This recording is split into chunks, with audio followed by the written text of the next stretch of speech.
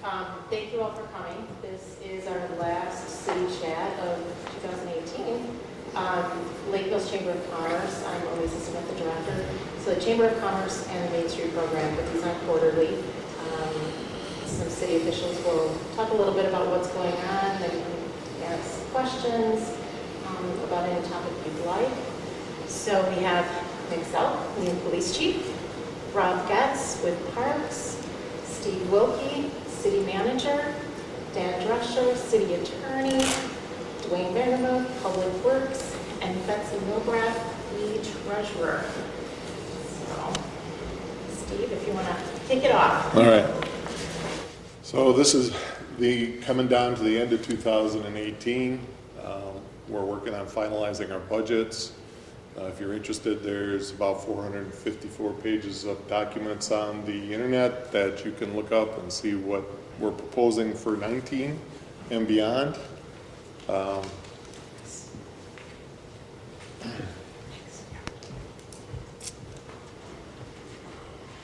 It's kind of wrapping up everything for the year. We are winding down our street maintenance programs. We are trying to finalize our financial position for the year, trying to make sure that all our purchases are taken care of and closed out by the end of the year.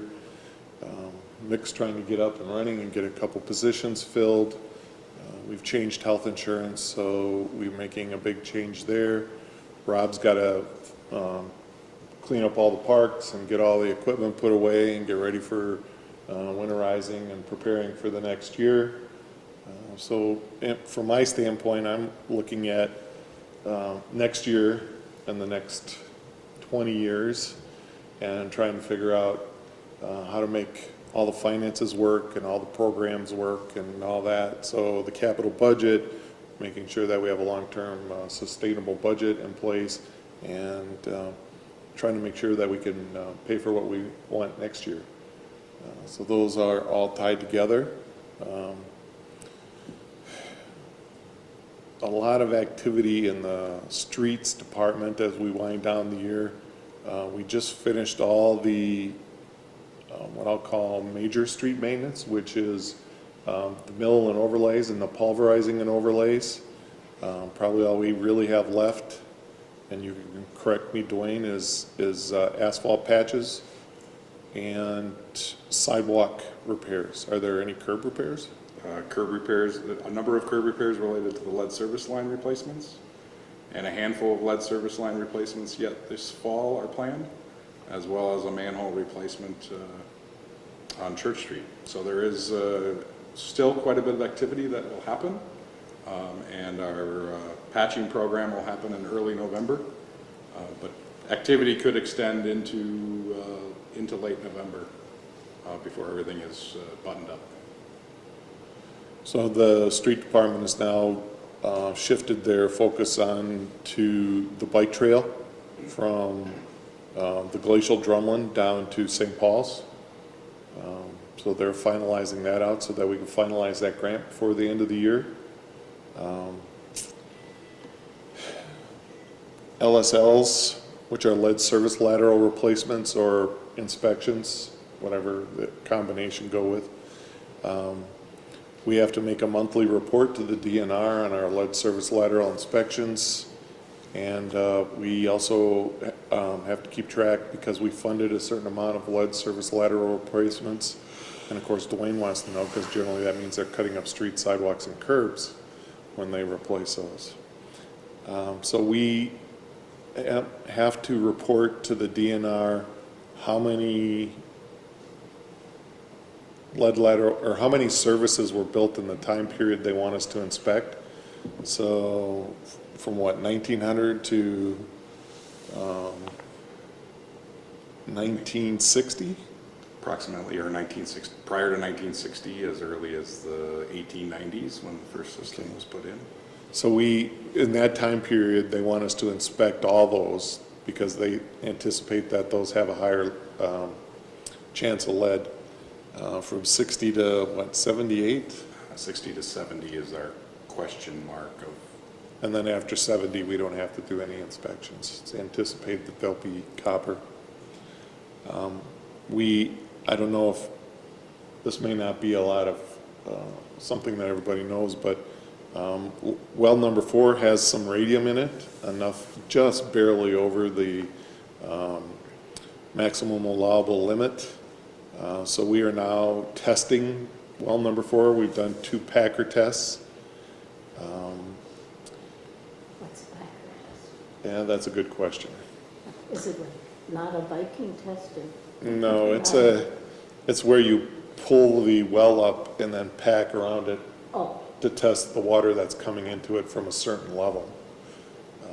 So we did 2 levels, and it looks like they've both failed. So we're going to do another level yet, but we're already putting into the DNR for some other optional exploration, such as flushing the well, chemically treating it, and putting in a new casing and system in it. So that's on our horizon. We're constructing a corrosion control test system to be able to run multiple different sorts of phosphates and orthophosphates into the water system in order to be able to tell which one treats the water the best for reducing the corrosion, which helps reduce the lead in the water. And we're also doing cross connections, which means that all commercial industrial sites have to submit to the city a cross connection test, which means that they don't have any places where water that's been taken out of the system can feed back into the system. One of the simple ones would be if you had a sink and you had a hose in it that ran up to another faucet, that water in the sink could run back up that hose and into the faucet and back down into the system. That would be a cross connection. They tend to have more significant ones in industrial commercial operations, but from a simple standpoint, that would be how you define it.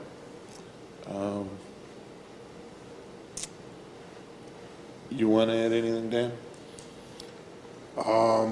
Not really. I mean, at this point, with regard to cross connections, I think you nailed it. I would say that there's a real sense of urgency from the city. We're under specific orders from the DNR to complete cross connection inspections by the end of the year. Owners of pertinent properties have been noticed a couple of times now, and the amount of inspection reports that have been coming in has slowed, so we need a little bit more cooperation on that front, getting more reports into us. We're under a pretty severe order from the DNR, and there will be more administrative action in the future if it's necessary to compel people to proceed with the inspection. So there really is a sense of urgency there, and we'd ask for the public's cooperation in that one. So South Main Street is substantially done with the electric, telephone, and cable and gas main relocation. I think the gas company's just doing some cleanup yet. Correct. There's some asphalt patches and some other things that need to be done, but we actually attended a meeting yesterday, no, Wednesday, with DOT, and we met with several general contractors who are interested in bidding on the job. So the actual bid will be in November 13th, and hopefully we'll have some good bids and be ready to go early. Yeah. So you do have some interest? Yeah, there were at least 4 bidders, main bidders there, generals.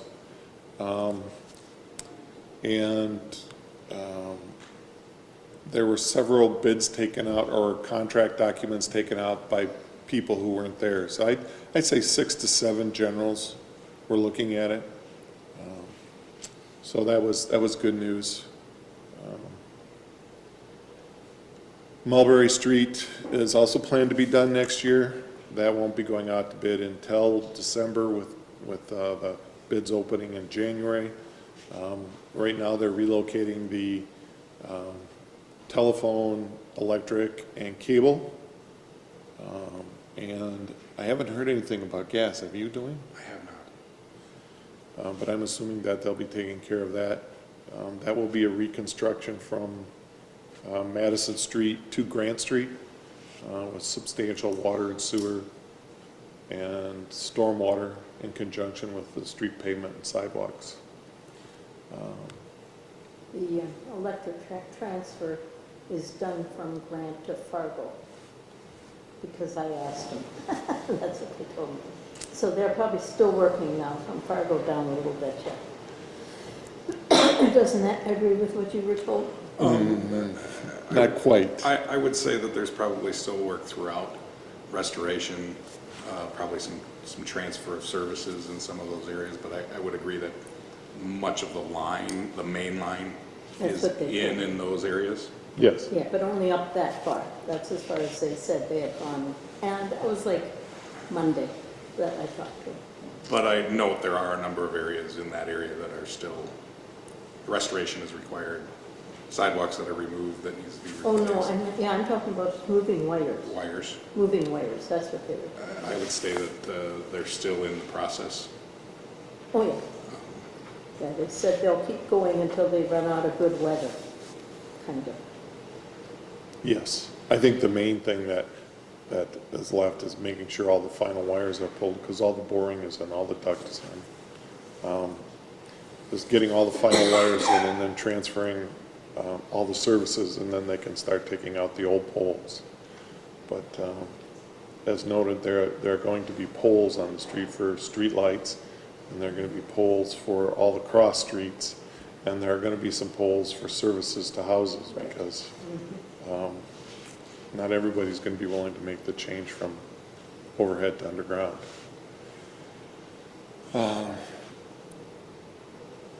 Anyone of you want to add something else? I'll add just thank you for everyone with your patience. This year was a very wet year, if everybody's realized. It rained again today. I don't believe we've had longer than a 7-day stretch all season, actually all the way back to March, without rain at some point. It has made the construction season very difficult, not only for staff, but also for contractors that are doing the work. So we appreciate the patience from the community. There's still more to do, but we understand that it's been a long year, and unfortunately the weather hasn't helped us. The library parking lot has been delayed till next year. Yes. We just ran out of time, and that wasn't as high a priority because it didn't mean that somebody didn't have a place to go and stuff like that. But it's our apologies, wasn't our intent. We'll get that at the beginning of next year, right? Sort of. We'll get it next year. Oh, I tried. The front step still needs to be done. That has been authorized, so they probably should be doing it here shortly. It's the potential that it will still be done yet this year, yes. Yes. Possibly. Again, weather, Yeah,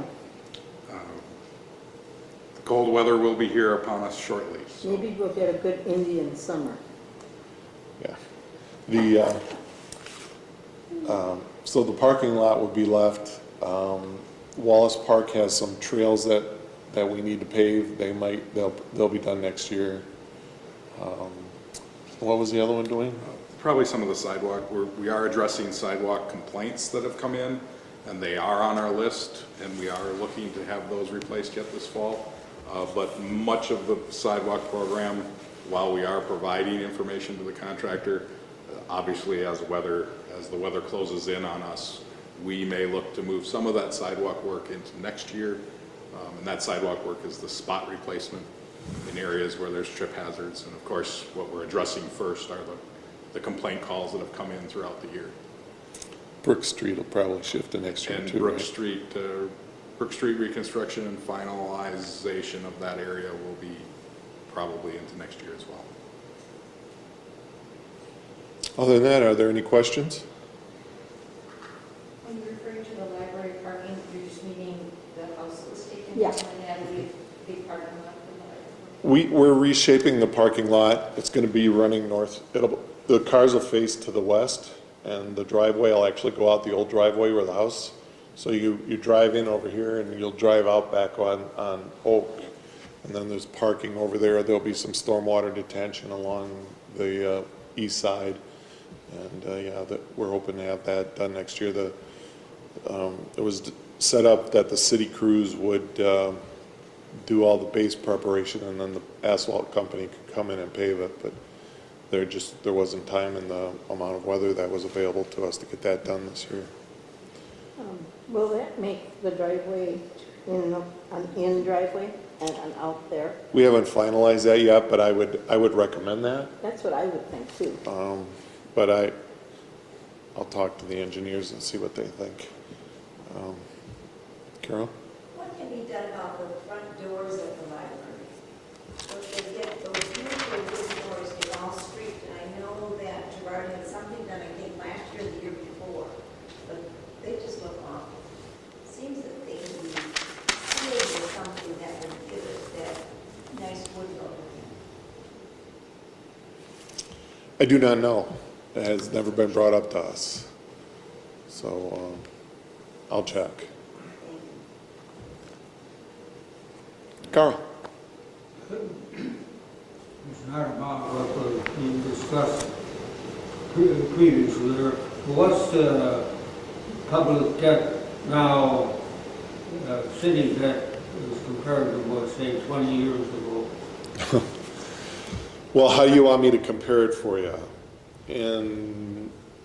As a percentage of the assessed valuation, as a percentage of personal income, as debt service. I mean, there are, probably 25 different ways I could present it.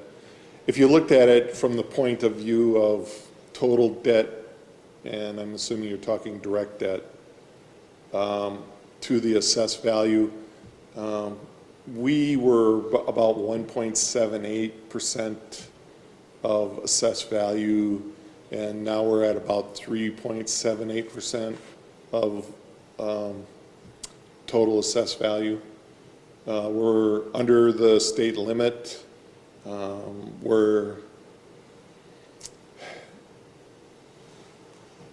I guess we would be considered in the marginal area for controlling our long-term debt,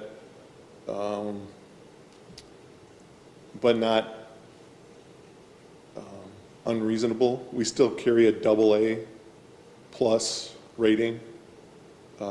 We have a very high position with the rating agencies and the bonding companies, so we do very well.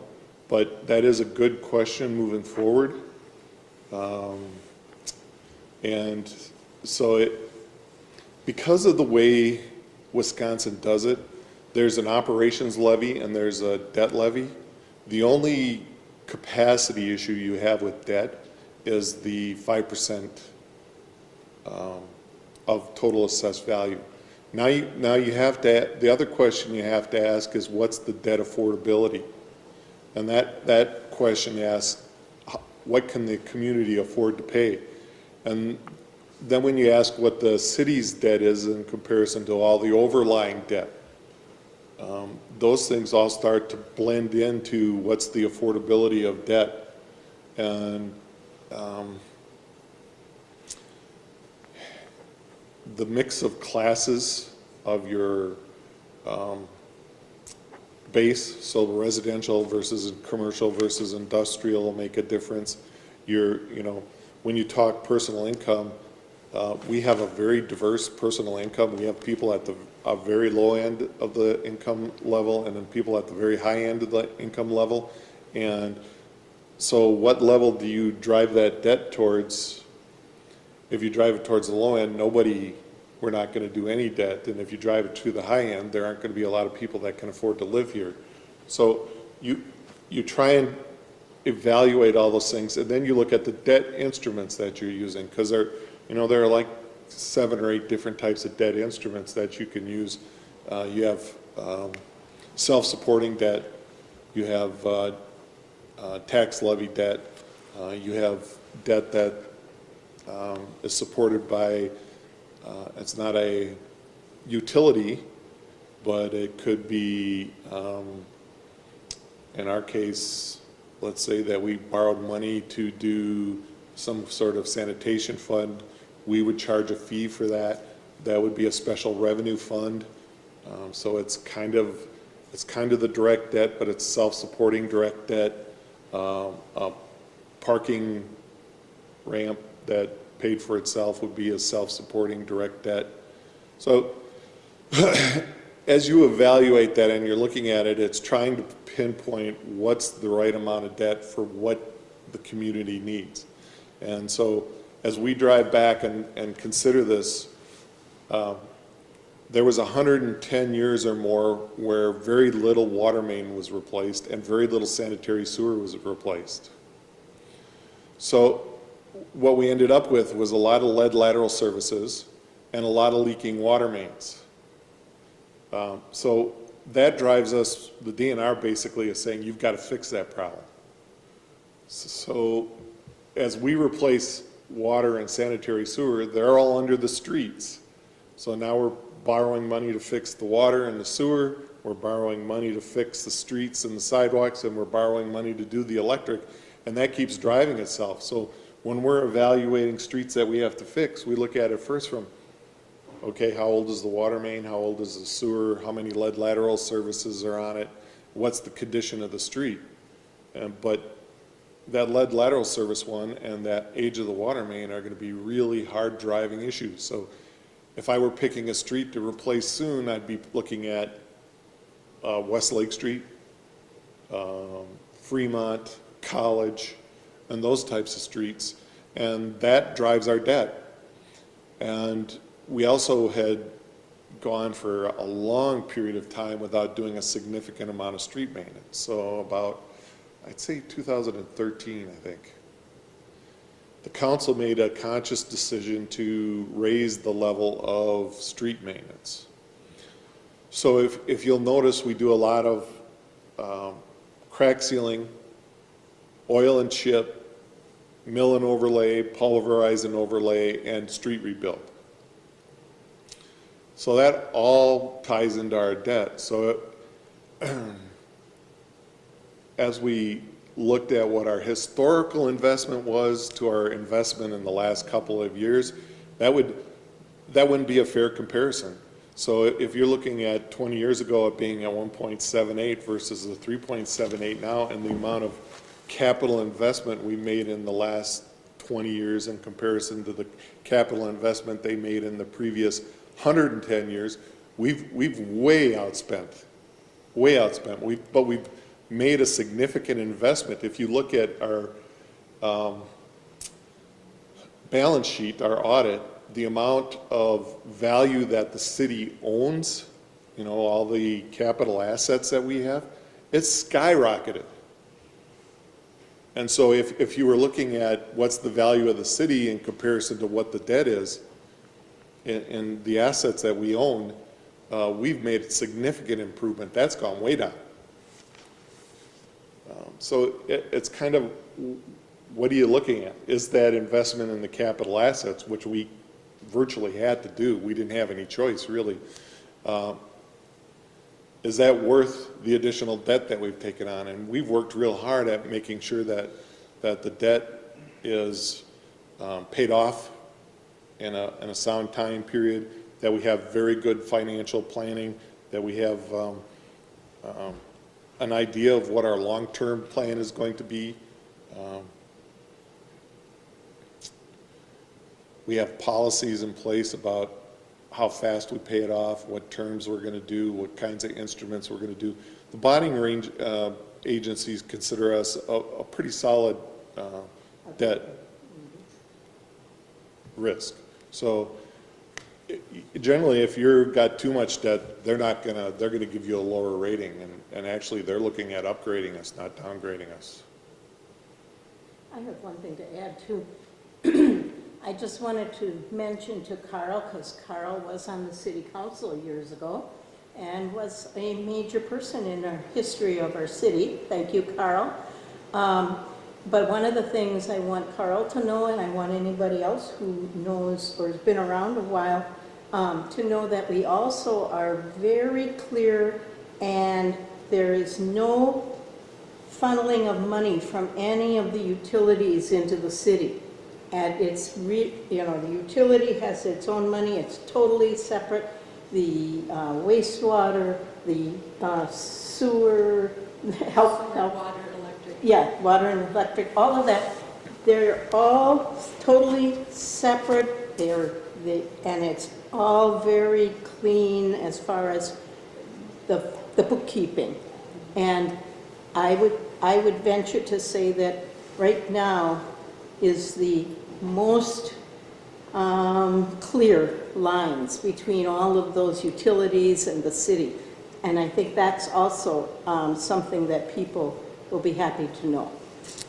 I understand, I didn't, wasn't concerned about the utility. But there was a time where that was not clear, and that stopped. That's no longer happening. I was just taxing.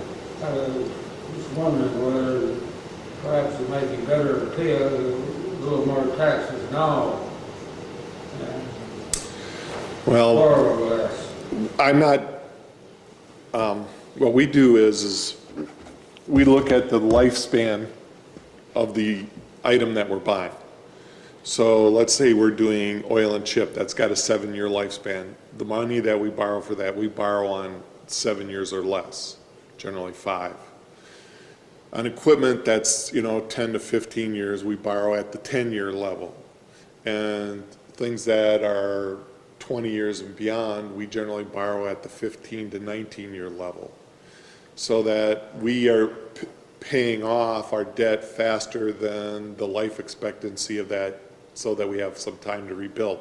So what happened is we, in 2010, that stopped. We had been doing that historically. In fact, we were on a pretty tight 5 to 7 year schedule on all debt. And then in 2010, which was about 2 years after the recession, the actual property value system started to come through to the city, and we went from $499 million worth of assessed value down to $430 million of assessed value. So if you look at that, what happened was our revenues took a drop like this, and it lasted for about 5 years. It kind of went down and trended out like this. So what we did was we refinanced because interest was really low, and we spread our debt out longer. And now we're going back to the tighter debt timeframes. And so what we're going to do is we got to peak, so that in about 2021, 2022, we're going to peak, and then we're going to start coming back down because we're working our debt schedule. But that also depends on what we decide to borrow for and those types of things. But as a schedule that's worked in our budget right now, if you review it, it crests in about 2022 at a little over 4, and then starts coming back down, and we'll make it back down to about 2.5%, which is pretty normal. The municipal building is paid off. The fire department will be paid off soon.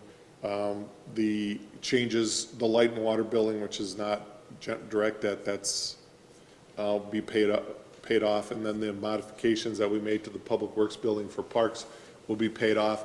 And we'll have several very long-term debts that'll be paid off, and then we'll have a lot more capacity. We'll drop back down to the normal level. We just had to swallow that economic lump there for a while, and it should be coming back to normal.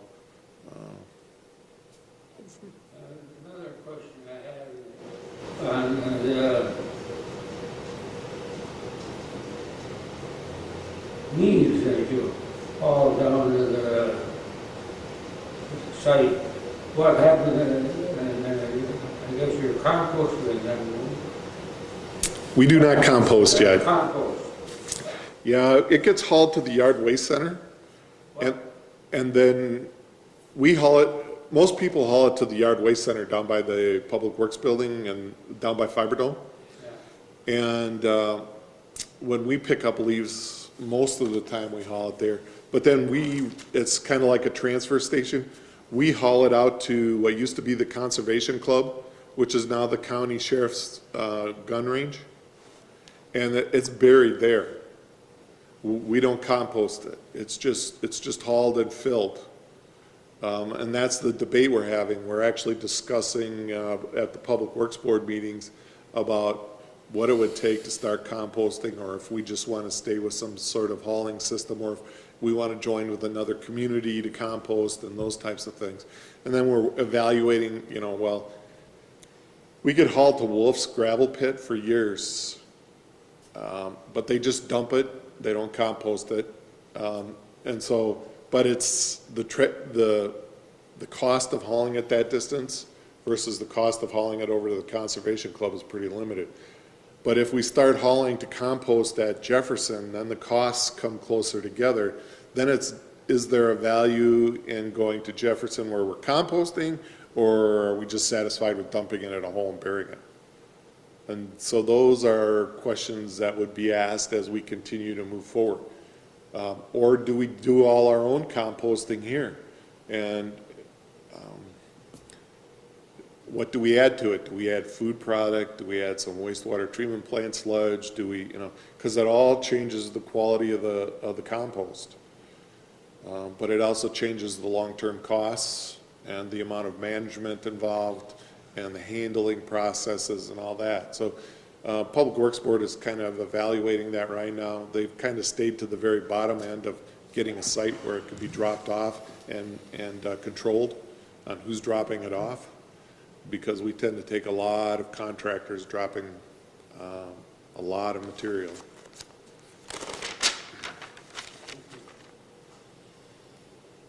Anything else, Carl? No. Okay, thank you for coming. Carol, thank you for coming. Anybody else have anything?